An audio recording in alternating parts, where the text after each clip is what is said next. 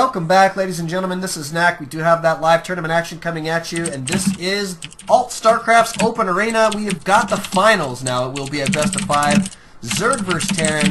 We've got Windy on the line. We've got phenomenal players here. We're having a good old-fashioned time, and it is going to be on Calm Before the Storm. Windy, what do you think about this final here? Going into it, I mean, a ZVT, does that make you happy? Is that what you wanted to see here? Oh, yeah, absolutely. ZVT, one of my favorite matchups, like I said. Personal best matchup, one of my favorite matchups to watch. Such a, I think it's how StarCraft is supposed to be played at its core. Obviously, more according to the lore. I mean, Zerg versus Terran's always been the primary battle. It's more so than that. I feel like between the tank positioning and the Mutalisk play, it's so much more of a core game. It really brings you back to the fundamentals of StarCraft. Macro and micro play being used together in combination about controlling space. Because, you know, Zerg doesn't really control space so much as they, I guess, occupy it. In the sense that what creep gives vision. I feel like so many people don't really come to terms with like how powerful that is as a tool. Vision is the most powerful thing you have in StarCraft, hands down. The fog of war is ridiculously blinding when it comes down to it. You know, especially for like a Protoss player who's stuck on like 2 base. You know, I mean, then when they don't have vision, they have no idea what's going, and it's just like awaiting the imminent doom. And I think it's a great point. And sCztaaar has proven time and again to be a phenomenal guy. Able to get that good vision. You'll see good creep spread from him, I would assume, in this matchup. He is going to go for his expansion here at the back pocket, which is, I think, a smart play. He is going to take it first, however. We'll see if he's going to grab his spawning pool. Now, talk to me momentarily, since you're a Zerg player. Since this is a large map, do you think that this is the best choice, is to go for that hatch first, especially against an opponent who might be extremely, what would you call it, aggressive? On a map like this, for a Terran player, you're almost under no circumstance going to be able to get that bunker rush down because a queen can, well, not that a queen would get out, but it's just not the best area. You have to go very far into the Zerg space, and you can almost get yourself trapped in there. So bunker rushing that natural is just never really something you need to do. And it's not something you should ever try. I think aggressive play pays off on this map so long as you get the early scout and see your opponent first. But it looks like that Fantasy's going to get the easy scout first, whereas Tar is not. So maybe if Tar is paying attention and looks at his time and he notices that the SCV's coming very early to his base, he will be tipped off his opponents in close positions. But I do like Fantasy's decision to go for a Hellion opening, because guess what? Your main is right there. You don't have, like, that's the bad thing about getting this natural in the back, is you cannot defend in front of your ramp from Hellions. So you have to either get that creep spread going very quickly, or get out spine callers to defend both bases. So you have to, each map presents its own concerns and difficulties with certain builds, and I think Reactor Hellion opening into expansion for Terran is definitely the best decision. Although he does have 2 gas, so Banshees might come out. This is a best of 5. You could see a lot of varied plays coming out of him. So yeah, I mean, it does look a lot like a 1-1-1. He's going to open with his Hellions, and there goes your starport. Yep. So it is indeed a 1-1-1 here. And there goes Tar saying a whole bunch of lanes to scout. Love Zerg players just make 4 lanes and split them up. That shows really big intention to get the map covered. Look for any kind of proxies. Look for any SCVs that might be waiting around, like that one right there. Well, and another thing that it does is it lets him know, just by knowing his opponent's map presence, it lets him know a lot about what he's doing back in his base. So it is going to be difficult for him to get a good scout out. He does have 1 Overlord headed that way. Hopefully he'll be able to dip in there, take a look at that starport, but we've already got your tech lab going down. It's going to be complete here momentarily, and I assume he's going to start work on that cloak right away. I assume he would. If not, then I expect maybe a double starport boy, but I would have gone down by now. And there goes with the switch. He doesn't quite have the minerals. Hellions do take up a bit more minerals than you would expect if you're going for Banshees. And there goes down Cloak. Getting the Cloak first, always a good decision to actually get the Banshee first, because you want more energy to build up and then get Cloak. That is one of the few instances where you actually get the unit out before the upgrade. Like Infestors usually get the Pathogen Glands. But here come the Hellions, and there's only 1 Spinecrawler out to defend two bases, although a single Queen on the ramp will adequately defend that backdoor expansion, so I don't think he has to worry too much about that. No, we've got the 4 Hellions out. Nice positioning here from sCztaaar, though. He should be able to clean these guys up with not too much trouble. He's trying to figure out where to position. But he needs to be careful. He needs to get that queen. But those queens get into the natural, and this is going to be really bad. There are queens out there. The Hellions are just going to be able to roast. They're so much more mobile, those queens, even if they're on creep. And he should just pull all his drones up into the main and get his spine crawler. Get his spine crawler into a decent position. How many workers has he killed? He's only actually gotten 5, which is not as many as I thought he would have gotten. And he's actually going to go for his surround with his drones. He needs to be careful, though. There's all stacked up. Oh! Yep. Big hit there. A couple extra drones. Not a good deal. Oh, wow. A couple of them are just barely living there. Lucky little guys. Now 7 kills, although in this position, it's a little bit easier to drone up as Zerg, because now his front is adequately defended. He doesn't really have to worry too much about getting his creep spread towards his opponent. He just has to worry about this. But here comes a Cloak Banshee, and it looks like Tar has nothing prepared for it, although he does have an Evo chamber out, so he will be able to get some Spore Crawlers down. And good decision to make 3. He will be able to transfer 1 over to his natural if he needed to. Always a smart play. Toss them all down. He can sit here and keep his drones safe for the time being. We got this queen going down here. Looks like your spine crawler may go down here as well, but Banshees, I'll tell you, this is a nice play here from Fantasy, and he's taking an expand behind this, so it's not going to be slacking off. He's not going to try and take the win down necessarily right here, but obviously that's a good possibility as well. I mean, he takes down that spine crawler. This front gate is way more open now than it was just a few moments ago. And there's 4 Hellions sitting right there. There's 4 Hellions sitting right there. But what were you saying? What do you think about that Spore Crawler positioning there in the center of the base? It's not a bad decision considering he's made 3. He has 1 inch base for detection. That's going to give him a little bit more mobile detection. Wow, he's still at speed for quite some time. I had not realized that. Yeah, he's way behind on speed. Here comes your speed just now completing. That's really going to help him deal with these Hellions here. Yep. Oh, he will get a decent surround. There are 2 Banshees out. And the good thing about that Spore Crawler is it's far enough out that it will give detection, but he does have the Overseer over there. Well, I'm not sure it's not bringing it over. And Tar's in a bit of trouble right now. He needs to start taking care of these Banshees. He has 3 queens. He has 4 queens, actually. And where is his Overseer? There it is. It's just sitting in the front of the map. Counterattack going by, though. I don't know if there's anything for Fantasy to do with it. Does he get the supply depot up? No, he does not. So Link's still getting the base. Although there are plenty of Marines and tanks there. Good decision to run right for the mineral line. At least do something. Sends 1 Link into the natural, but there's nothing there to kill. Yeah. So at least causing a bit of diversion for Fantasy, having to make him pull back and pay a little bit more attention in there. Yeah, and just diverting attention enough for Zerg. It gives him enough time to kind of regroup and what to need to do. He's on 42 drones, on 2 base. He has a Spire out. He's not in terrible position, and he has a lot of money. So here come 4 Mutalisks, and guess what Mutalisks are good against? Oh, tanks. And Banshees. Yeah, you're right. Because Banshees cannot shoot air. So, that's true. Conveniently enough, Mutas are really good. He has only 4 Mutas on the way, and he does have the +1. I do like the +1. Always a good decision, and he has Banelane speed. Baneling's a really smart play here. Help him deal with the imminent attack from your what do you call them? Marines. They will be headed this way as well. But the Mutas do pop. Fantasy sees those, and he backs out immediately here. I think probably his best move so far to go ahead and evac that. But notice that sCztaaar go ahead and taking his 3rd base. He's almost 50% complete there. I love how he's not preemptive in his his summation of where he stands in this game. I love how he's going to continue to play as hard as he possibly can, and quite frankly, he's doing a great job with what has been a pretty significant rush out of Fantasy. And notice that sCztaaar is actually ahead in the supply count there. Yes, he is. He's also ahead in the worker count, which is even more significant, which is always good for Zerg. He's taking his 3rd in it's 2 minutes late. Usually want to have your 3rd up or macro hatch up by the 10-minute mark, but that's okay. He was dealing with a lot of intense pressure. He had to get a lot more queens. He had to get Spore Callers and a fast Overseer. He was dealing with a lot of things, and for pretty much everything he's dealt with up until this point, he's doing in great shape. His creep spread isn't that far behind. It's good in his base. He has his natural and his main pretty much connected. And he's doing, I have to say, all things considered, he's in great shape. He's right where he needs to be and should be at this point in time. Right. Going to poke in with a couple of his Mutalisks here. He sees a lot of Marines. Obviously, these guys going to be able to fend him off of this 2 bases for now. He's got great placement on his missile turrets.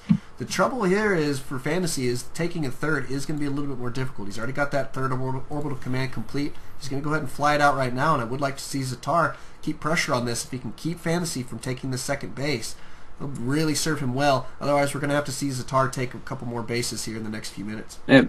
And Tar being very active with his Mutalisks, poking away at where he can. Always good with the Mutalisks to pick and poke at whatever you possibly can. Although engaging directly into Marines is never a good decision, no matter what day of the week. Because right. don't know if you know, Marines are really good at killing high-tiered Zerg units. Oh, yeah, and they're super cheap, and they don't cost any gas. And guess what? Mutas do cost gas. Mutas are actually a fairly expensive unit for the amount of damage they do, as well as the amount of HP that they have. Only 120 HP. So not super cost-effective in and of themselves. They've got to be microed correctly to be cost-effective. And I think that's a great point that Wendy's making. So you've got to gauge those situations very, very well. Here comes an attack. Do you think this is going to go well? He's got a lot of yeah, it's going to go absolutely well. There's only 3 tanks out. There's good, Banelings have speed, Mutas are out. He's going to be able to poke and prod and at least pull the army. If he can go, he should just find in the main and try and take out some reactors. Here goes the attack, though. Banelings rolling in. Not a great spread on them, although it's not going to really matter too much. Tanks were in focus fight, running right into the mineral line, getting a whole bunch of SCVs. Wow.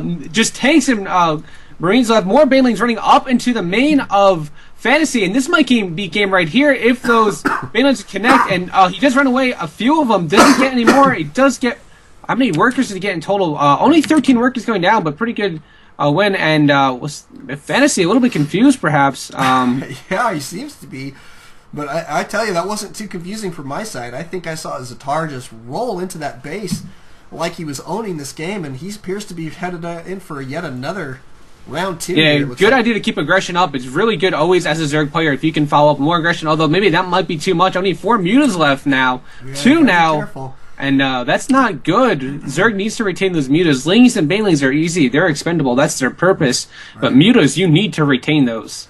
Yeah, now, the trouble I'm seeing here for Tar is, and what scares me the most for what he's doing right now, is he hasn't taken a 4th base. I would like to see him do that immediately. He doesn't have to necessarily take this one with the destructible rocks. He could go straight to the bottom left-hand corner if he wanted.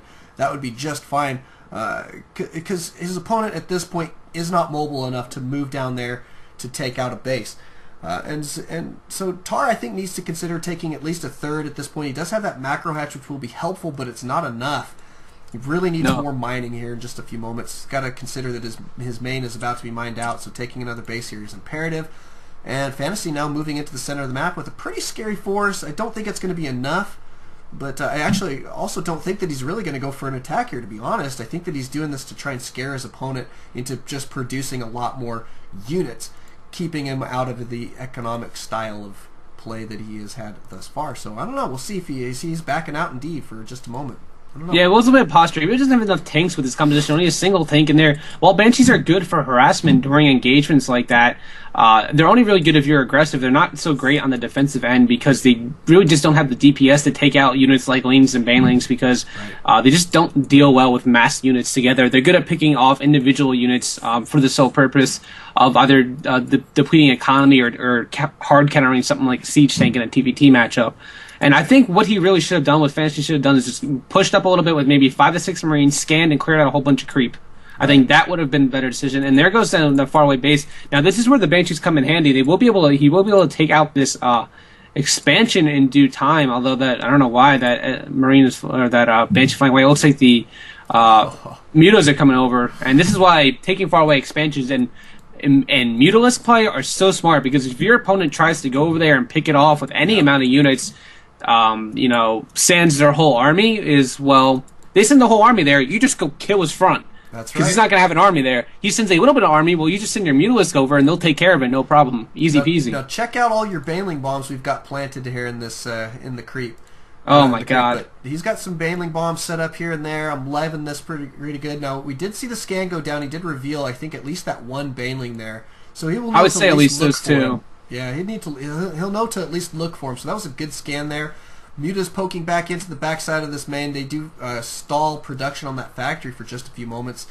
And Fantasy, he's got a little bit of room to make up, I think, in this game, but he is on that solid 3-base play for the time being. However, his main is about to be mined out, and that is not good. That's problematic, and that's what I was talking about earlier in the games about mules. They are incredibly good at giving you economy. Look how quick he's mined out.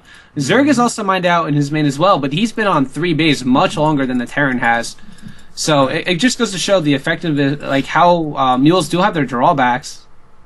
Yep. And I really like the fact that Zerg is starting to get cake his expansions. At this point, when Zerg hits max, the first thing I love to do as a Zerg player when I max out is take 2 expansions right away. Right. Far away, whether they're close to each other or closer to my base. Usually, like, I'll take the destructible rocks one right here on this map and then take the far away one that Tar did. Just because it gives you two options. You can get that far away one going. If anything tries to attack it, you just come over and deal with the harassment Mutalisk play. And there's a lot of Lings on the map now. Oh my god. 84 Lings on the map. It's 37 Banelings somewhere. Just a few. Yeah, it's just a few. Here comes an engagement. Although the siege tanks are in siege, Banelings are going to roll in. Decent Marine splints out of Fantasy. I don't think they're going to be good enough. Lings here alone will be enough to clean this up, I believe, just because there's no siege tanks. The upgrades are 2-2 for the Marines. All the mutas are flying over. Muta cloud, my goodness, that is an insane amount of mutas. And he's engaging here headlong. He will lose a lot of mutas because of this. But still, I think probably the best move. He's going to obliterate his opponent's entire army here, and that's not a good deal right now. Look at all the Lings in production. Actually, yeah, he needs to be careful though. He did lose a lot of Mutalisk. I don't think that was the best decision. He probably should have. If he had engaged with his entire army at a single point, it probably would have been a little bit more effective with those Mutalisks, because Lings that would have been there to soak up damage. Because Mutalisks, in terms of DPS, if they have +2, are fantastic against Marines, because that glaive damage overrides the +2 armor that they have, and they'll actually do 1 armor with the glaive damage. So you have to kind of consider where your upgrades are at with Mutalisk. I don't feel like enough people do. And decent Banelings going on. They will get the split. Baneling Bomb still exists, so as long as Tar is paying attention, he will be able to do that. And look at that, picking up the Banelings and getting off decent, get a couple more splash with. But he's lost all his mutas now. Yeah, he has 7 mutas on the map, and I don't know where they're at, but. And look at the supply counts now. Fantasy now ahead for all of a sudden for just a few moments there. Now sCztaaar will be able to take this back into his favor, at least supply count wise, not necessarily the correct unit composition though, and now Fantasy moving forward with a pretty scary push considering the position that Tar is in. Yeah, there's a lot of creep spread, so Tar has plenty. He's going to buy himself a lot of time so long as he is, being smart about his play. He doesn't want to engage too early. He wants to get a healthy number of Baneling and Lings out as well as his Mutalisk count up. Fantasy is only on 3 base, and I'm pretty sure Tar is well aware of this. As long as Tar is aware of the fact that his opponent has not expanded beyond 3 base, I don't even think he has a 4th base on the way, does he? No, just like he does not have anything building in base. So as long as he can hold his opponent to these 3 bases and just starve him out, he will be fine. He will be able to take this game down easily. Yeah, I mean, he's way behind right now in the units lost, but not nearly enough for his extra base to be, not useful. And at this point, Fantasy, he needs to either consider taking another base, which he does toss down a command center, or start doing some serious damage to sCztaaar, because I think he had a window of opportunity there to move in, do some serious damage with that unit composition that he had. And sCztaaar, but it looks like Fantasy cleaned. Yeah, it looks like the 4th of sCztaaar, and that's kind of the problem when. Had sCztaaar kept all those Mutalisk alive from that prior engagement, he would have been able to clean that trap up. But Lings will come in here now and help with this round. But, jeez, look how good Marines are against Mutalisk. 2-2 Marines, man. They are incredibly powerful. Right. And it looks like now Fantasy going to be moving forward. He's got a large force at this point. 2 Thors out on the field. Doesn't actually need them at this point. The mutas are not nearly enough. The Marines will be plenty to deal with him at this point. But splitting his army up a little bit here already, and sCztaaar now is in danger of losing game number 1 very, very significantly quick. I mean, this is terrible, terrible, terrible. And you know why? It's because he hasn't kept up on his upgrades, I've noticed. He's only at 1-1 right now. He's just getting 2-2. Only getting actually the +2 melee, and he's actually running in for an attack that he should not. And wow, GG. Yep. That's unfortunate. I really thought sCztaaar had that game. He in fact did, but just some poor engagements and not keeping up on upgrades really led to his downfall, which was quite unfortunate. Agreed. Now he's going to have map pick for game number 2. We'll be moving into that game here in just a few moments, and catch you guys then.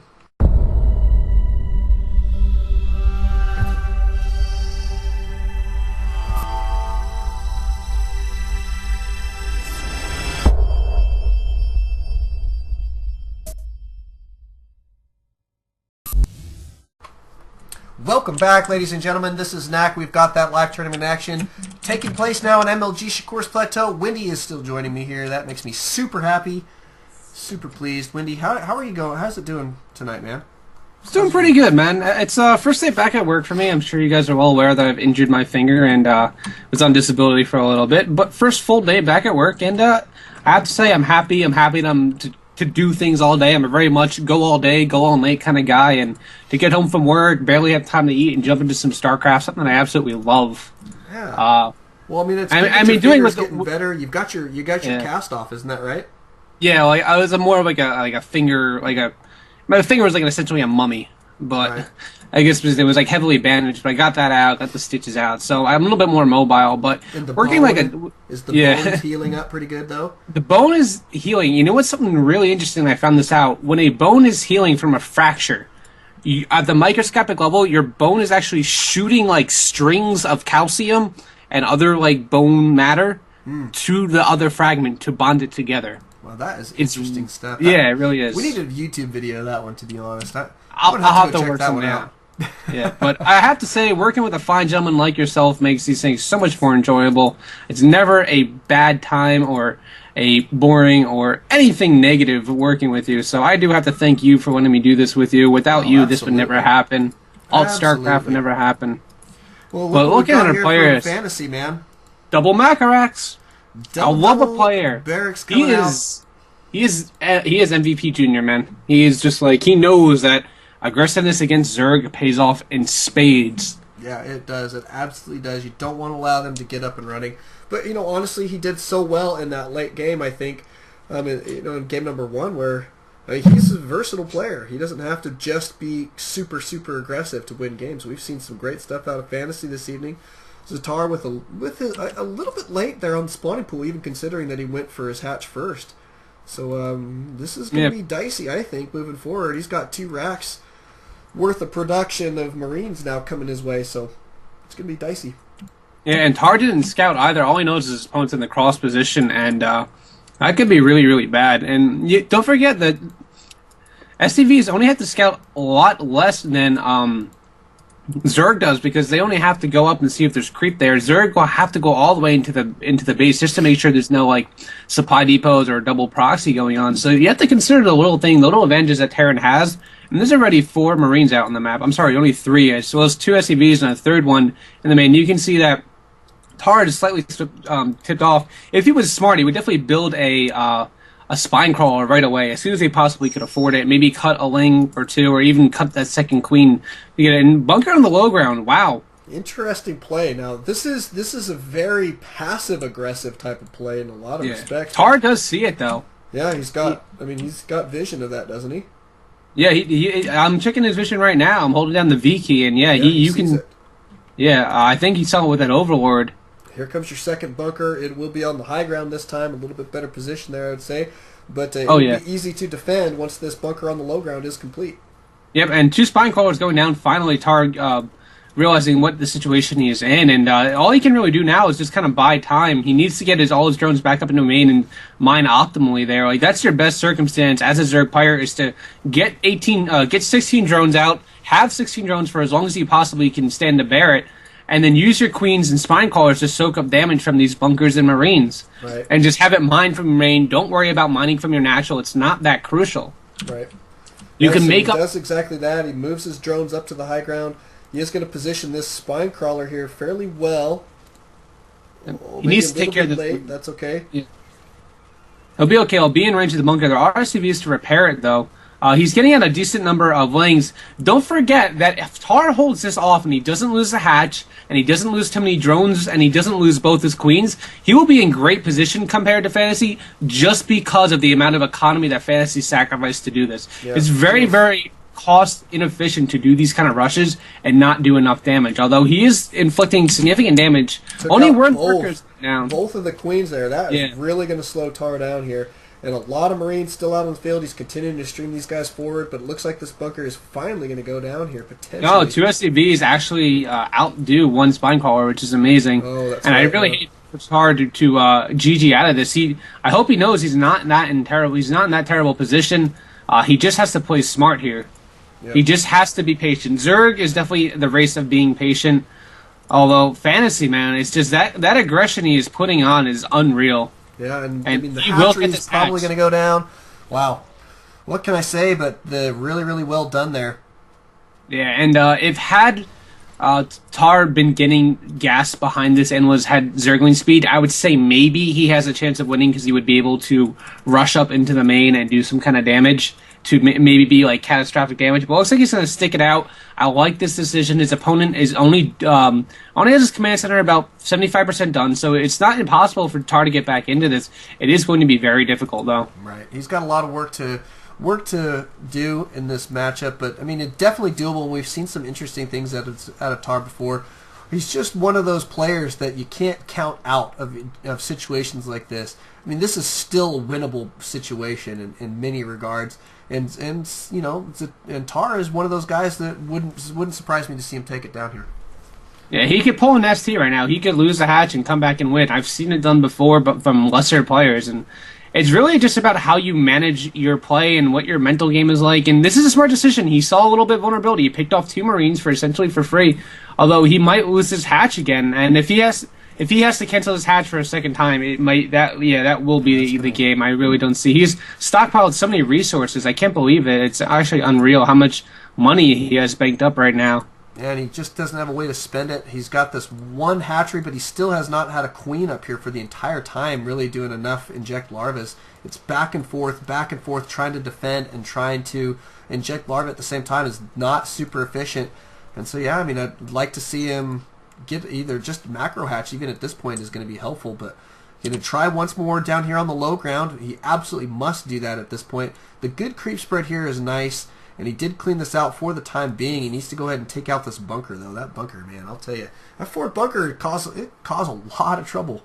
Oh, yes. You need to. The minute you see a bunker down, you need to address that. In my opinion, bunkers are the biggest threat to the Zerg player in these kind of rushes. Lings still have speed now, so they'll be a little bit more effective at dealing with these Marines, at least chasing them down.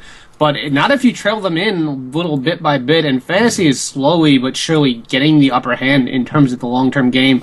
Even Banlings are out now, but Zerg has just got so much money. I'm surprised he hasn't double expanded or at least turned down a macro hatch to get some creep spread going in his main or even in his natural, because a lot of players are starting to realize the advantages of throwing down macro hatches in kind of unusual locations, just because it spreads creep very, very fast and in a circular direction as do creep pyramids, but at a much larger radius. Exactly. So, it's such a smart move, and to have extra larvae at the ready. Larvae don't cost anything. After you've spent your money on your hatchery, the larvae come free, except for energy from queens. But it's nice to have extra larvae floating around. You can reproduce a lot of units very quickly if you need to. If you need to counterattack super fast with a bunch of lings, well, guess what? That makes it a lot easier to do it. And I think you're right. I think we see more and more people taking a macro hatch off of 2 base these days, and I think it's smart play. It's really good stuff. Oh, it absolutely is. Now, Tar's only possibility of actually taking this down is to make a huge Baneling bust, and I don't think going up the lair tech is going to do him any good. He's going to have to cause significant damage to his opponent. Nidus Worm maybe would actually be a good plan. Yeah, I was thinking the same thing. You know, he's got this Overlord in the position towards the back. There's a lot of unsighted ground still in the main of Fantasy, so I mean that's a good possibility. He is taking his 3rd right now. But like you say, getting to lair tech is going to be a long road to hoe at this point. And it could put him in a very vulnerable position, something that he doesn't really want to do at this point. 3rd going down here for Fantasy. He does have that command center going up in his main. I assume he'll fly it out to this pocket expansion. Slightly forward there, but...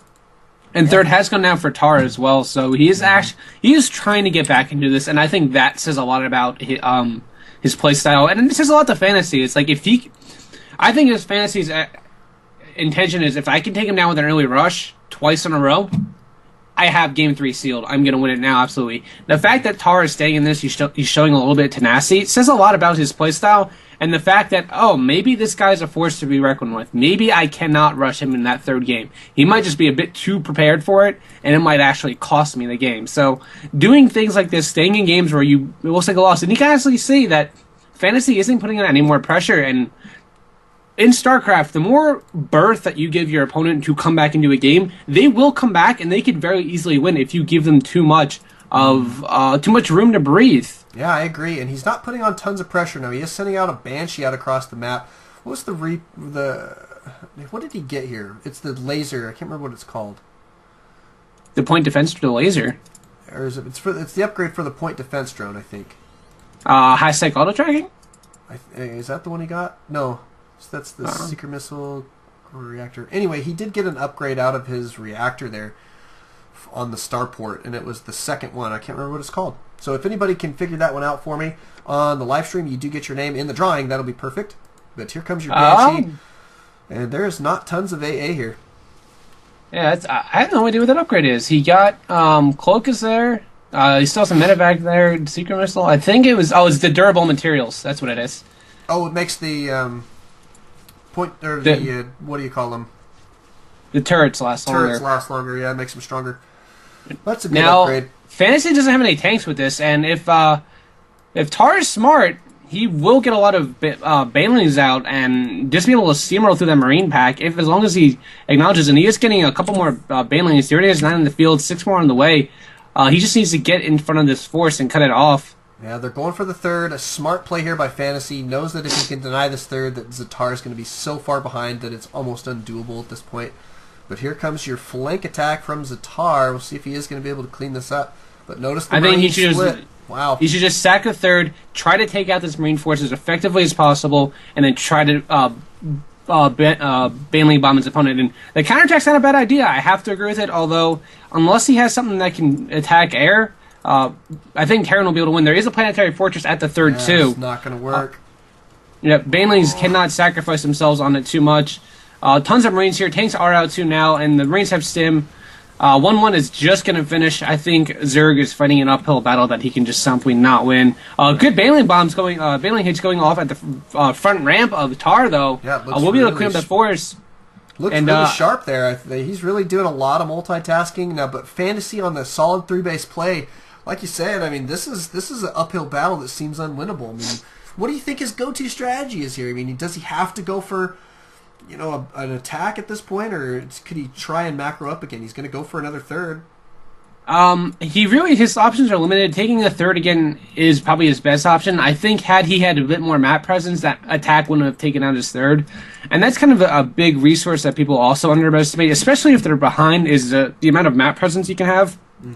Because if you shut down a push overwhelmingly without losing any units or losing too many units, you will have map control, and that's an invaluable resource when you're behind. Because you will be able to prepare more adequately for pushes that are coming out. You'll be able to get in a better position, and I think that's what Tar maybe forgot to do. And you can kind of see how these little poor decisions that Tar did or did not make really kind of just come back to haunt him in big ways. Yeah, they do. And Fantasy's showing so much strength, taking full advantage of those every single time. He did lose a couple of those units there as he moved forward, so nice pick there by sCztaaar. He did have to cancel this third yet again. This is something he just can't afford. No, it really isn't, and I really feel bad for Tar. He fought so hard to come back into this. Banelings at speed are not really doing too good. I think he actually just exploded. Oh no, there's a siege tank there. I don't know. I just saw some Banelings explode, and there he goes. GG. Yeah. GG. That is going to put him 2-0 for Fantasy. So Tar now has to go 3-0 or 3 to come back and win this one. But definitely a possibility. We'll see. It is going to be his map choice for game number 1 of that next 3 games, if at all possible, and we'll see if this will be the beginning of his comeback or not. We'll catch you guys in just a moment.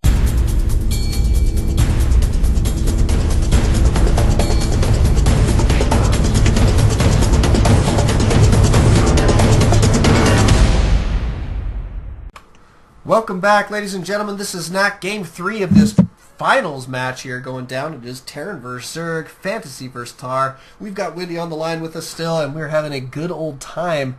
2-0 though right now for Fantasy. So Wendy, what's the go-to strategy here? I mean, you're the Zerg player. You got to make this happen. You've got to play safe. You can't take a risk here, right?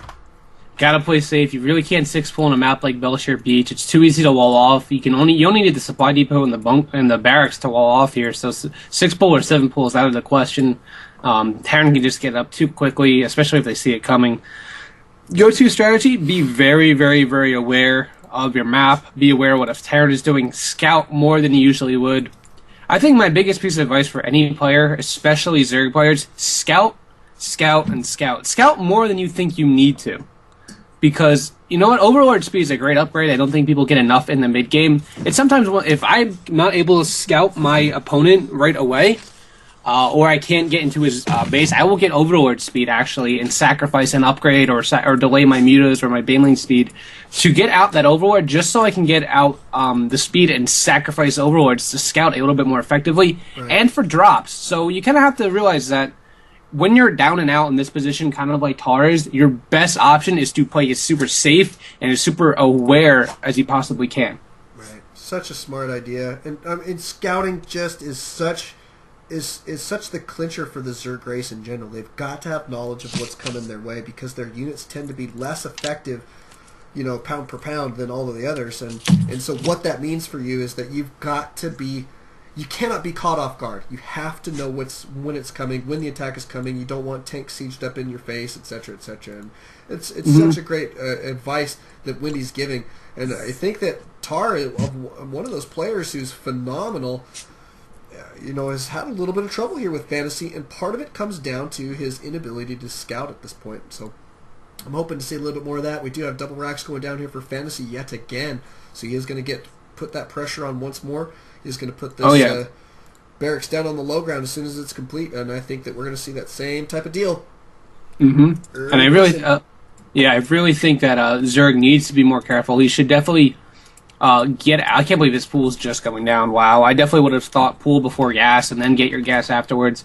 I think he will be okay, though, so long as he sees this coming. I'm surprised he didn't drone scout, which is kind of a problem. In games where your opponent has been going a lot of insane early pressure, you really need to have a drone scout on the map to at least be aware of what's going on, scout for that Macarax, scout for any possible situations. And I think Tar actually caught a glimpse of that Marine running by, so he might be aware.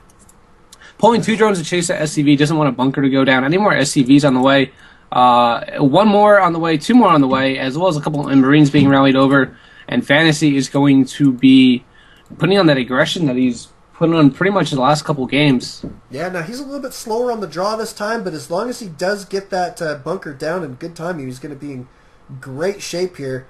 There goes your bunker. It is not going to be in range of the hatchery, but that's not his goal here. He just wants to get it complete. Needs a safe little house for his Marines, and that is what he's going to get if Tar does not react. Yeah, and is that a vision for Tar? That is really, really bad. Why does he not have an Overlord over there? Don't know. I think always keep your Overlords over your Naturals. Yep, and the worst part about this is it's not the creep that gives vision, it's actually the hatchery. And now I don't think there's enough lings on the way. There's only 6 more lings. 1 bunker is almost nearly complete, and that is huge. He needs to get his spine crawler down. He needs to keep up on his injects. His queen and his main is not injecting, which is huge, and that is going to be a big problem. You have to realize that 1 delay on your even a 10-second delay on your injects can mean life or death in the early game. 3 bunkers now going down, 5 Marines out. If Tar just has to be patient, he has to go when all his lings are out, when the spine crawler is done. His hatchery can just tank damage for now. Yeah. Although it's going down pretty quick. There are 6 Marines, 7 Marines now. A total of actually 9 Marines. Yeah, doing a lot of damage to this poor little helpless building. He did sneak some of these guys out. Smart move. He is going to take down a lot of the reinforcements, which is a great play. But he just has got to be so careful as he moves forward. He's putting the spine crawler back behind his mineral line, but he's going to lose this hatchery here. This is a big loss for him yet again. Yeah, I cannot believe that he let this happen, man. That's way too much in range. Actually, he just has speed done. That could be the pick he needs. Hatchery stays. No, it does go down. Broodlings are out, so this actually could be pretty significant with the speed out. He might be able to counterattack. He does have a Baneling nest down, so and he's been mining gas this whole entire time, he might be able to bust his Terran opponent if his Terran opponent is not careful. Yeah. And there goes a lot of lings. He does have a lot of lings out. I do think Tar can do this. He's not too far behind the supply count. He is mining a substantial number of gas, just about almost 200 gas out, now just hitting 200. That'll be enough Banelings to bust down the supply depot. Bunker does go down for Fantasy. He does acknowledge the fact that this is a possibility that his opponent could pull off, so he needs to be careful. Yep, so Tar, I'm really impressed with his patience there. He did hold that off in great time. I just hope for his sake that he does make this attack go down extremely well. There are a good bunch of Marines here already. This bunker is about to be complete, and the Banelings are getting themselves into position here. I don't know, this is dicey, man. Checking that units tab, he is behind very significantly in the drone count, and that's going to be big if he doesn't get the damage done here that he needs to. Yeah, does go down. The supply depot does go down, but there's a lot of SCVs to repair, as well as a decent amount of Marines. I don't know if Tar has enough to do this. He needs to fall back. He should have just run into the mineral line, and that's what he does do. Finally, he will have to throw the Marines out. He will be able to make Banelings back behind it, but I don't think he planned that out right. When you do that sort of thing, you need to have a plan going into it. You need a plan for everything in this game. Yeah, this might just be game right here. Yeah, he's found himself in a little bit more trouble than what he was just a few moments ago. He should have either waited for more units there or backed out a little sooner, like you said. And now he's got to consider either taking another base or going for another big push, which is really going to put him all in at this point. Yeah, he looks like he's going to reclaim his natural. He's not that far behind in the unit counts, 21 to 21 workers, but don't forget that the command center for Terran is now flying over, and it is an orbital command, as well as there looks like there's 4 barracks down, or excuse me, 4 barracks and a factory on the way. So he is transitioning up. Although these Zerglings will be able to delay this command center from landing for at least some time, and it does land actually, and the wings are actually going to go ahead and nibble on it a little bit, and he needs to be careful. Putting down some bunkers up here. I like this move from him, but Tara's doing a great job keeping that just enough pressure to make him feel safe for just a few moments while he is trying to get his second base up and running. And he absolutely is going to need this. He hasn't built himself up for an attack here, so he must now rely on his ability to beat 2-base Terran play with 2-base Zerg play. Mm-hmm. That's going to be a tough deal. He's keeping the dream alive. I don't think Roaches would be a bad decision at this point. He knows his opponent's going a lot of Marines. If you're paying attention, you probably would have saw there's only 1 tech lab on there. Right. And I think Roaches would be kind of... Yeah, I kind of think Roaches would be unexpected at this point in time. I don't think standard play is going to win the game for Tar. He's too far down and out. About 10 Roaches and 30 Lings and a couple Banelings mixed in will actually probably win the game for him, I think. And it's totally feasible to get that amount of units out off of 2 bases. Right.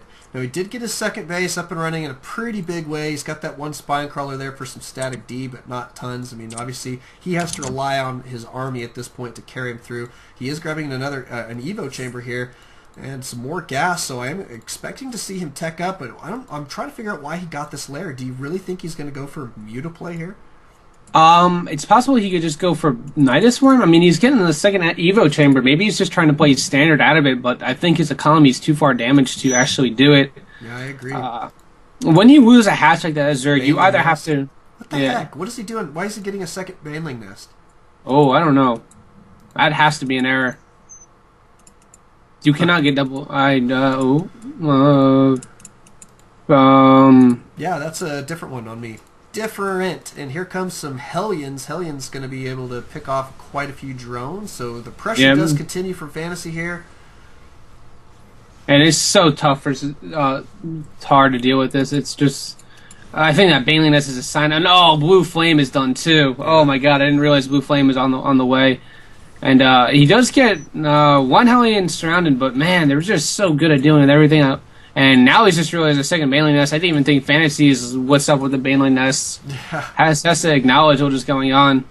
It does not make your Banelings more powerful to have 2 Baneling Nests, just so everyone knows. That's alright. Wouldn't it be crazy if you had like 10 Baneling Nests, your Banelings morphed in faster? Yeah, I think that'd be awesome. They should scale somehow. Yeah, it'd be a crazy mechanic to introduce. Yeah, some scaling like that. It'd be fun. That's definitely a good thought, but I mean, at this point, Tar is way behind. Fantasy has been locked down on this 2 base here for plenty long enough. His main, however, is getting pretty close to mined out, so that's another crazy thing for him. And the nice thing for Tar is that he is going to have his third up and running, and hopefully he'll be able to hold on to it. If he can hold on to these bases long enough, then he should be able to come back, I think, in a decent way. But the supply counts are mounting. I don't expect Fantasy to let him sit there for too much longer without seeing some serious pressure. And which, not that he hasn't seen plenty already, but going to continue that pressure here is always a right move. I think he does get the Baneling speed, but he gets on the second Baneling Nest. I don't know. Yeah, it just kind of it has to be some kind of mistake. You never would, for any reason, get 2 Baneling Nests unless there's one I'm not aware of. Yeah, I can't think of any. There's only the 1 upgrade from it, so. Yep. Had to be a mistake. Looks like that. Now is his opponent going mech, or now it looks like he's just going? He got the blue. He somehow snuck the Blue Flames in there. Yeah, kind of realized that he was at. he's grabbing a reactor. He's grabbing a reactor on a starport. So this will be the first game in a while where we haven't seen Fantasy go for some Banshees. He's had Banshees in just about every game that we've seen, and it's been pretty nice. He actually does a lot better with them than I expected. And it looks like Tar is gonna just kind of plant some Banelings around here and try and hold on to his third base for a little while. I think this is a smart play, but Fantasy's really beefing up his army at this point. Yeah, Zerg is keeping up on the upgrades, though. This is what happens when you, as Terran, you go too much of a unit composition. You go too factory heavy with too many bio units with that really like heavy mix of, or I should say like even mix of units. You kind of like your upgrades start to suffer. Yes, bio has 1/1, but 2/2 isn't even on the way, and Zerg's is about 25% done. So if Zerg were to get back into this, he could be very cost effective if he does enough damage with Baneling bombs. Does he have Burrow? That is the question. No, he does not. I think Burrow would be... Yeah, it would be a smart move. Then he could really do some Baneling bombs here. If anything, it will slow down Fantasy's pushes, which is just as useful as killing off the units at this point, because, I mean, the time it takes for him to get himself prepared is really what he needs. A few Banelings going off into the army. I don't think they've killed nearly enough. There's only 3 Banelings left, a few more being made, but only 41 Lings on the map. Where are the rest of those Lings? Okay, they're back in their base. And here they go to push and kill the third. Zerg's creep spread is non-existent too, which is a bigger problem because he's not going to be able to get around nearly as quick. And the Banelings suffer the most from the lack of creep spread out of any other Zerg unit because they're the ones that need to connect and do the most damage. The Lings are fast enough without it, but you can kind of see darting in and out there. Fantasy's just able to stim up and dart away from the late Banelings. And look at that Marine split, man. That is some impressive splitting. It's looking really good. Baneling's trying to get in here and take out a couple of these Marines, but they do. Wow. Yeah, but had he not lost a third, that would have been a much more successful result, at least in the long term of things, because having that third down is a huge problem. He's floating so much money, too. I'm surprised he doesn't take a macro hatch. He has a few idle drones sitting in his natural, too. Macro hatch to at least connect some creep, get a third queen out. He is floating so much money that I'm kind of surprised that he's not able to do much about it. Running from the Lings at the third, though, of the Terran, they will be able to at least delay some of these barracks going down, but I don't think it's going to do enough damage in the long term to really get Zerg back into this. He's not even reclaiming his third, nor taking a fourth. Actually, he is taking a third in the far away over here, which I really disagree with. Not a good place to take your expansion. So difficult to hold that one in this position. I mean, he won't be able to reinforce it very quickly at all. I mean, it's a tough... He's hoping that his opponent won't scout it, which I think is an okay maneuver. He's going to retake that third here finally. And but Fantasy is really trying to engage this army. He knows that he's got the better units, and he's really trying to get the damage done to his opponent's army, and then he's going to gear up for, I guess, an attack at the main. But Fantasy taking his fourth base here, man. I'll tell you, he's moving right along. He knows his opponent's down. I do like the fact that Infestation Pit is coming out. About time that Tar got to a little bit of higher attack unit. He does have 2/2, though, and I definitely think that's keeping him in the game. Terran's +2 weapon is going to be done soon, but +2 armor is nowhere near done. It's not even started, actually, now that I take notice of it. Yeah. So it could... I think if Zerg were to go up to Hive Tech, maybe get really fast ultras, do something a little bit unorthodox to get him back into the game, he would come back and win it. But at this point in time, I really don't know. And the drone transfer, as well as the Hellion scouting that base, and that is huge. He's going to lose this base. Unfortunately, that is going to go down here fairly quickly. Very bad, and now it's going to put Fantasy in pretty significant position, I think, to start moving into the main. He does scan down here in that area, wants to see what's going on. Does see a lot of Langs headed his way. I think sCztaaar is just delaying as much as he possibly can here. He's trying to get out as many units as he can. He's trying to get out some more hatcheries. He's got to be able to beef up his production, and that's where he's suffering the most right now, like you were saying before. And his main is about to be mined out. His natural not too far behind either. And, yeah, he's in big trouble.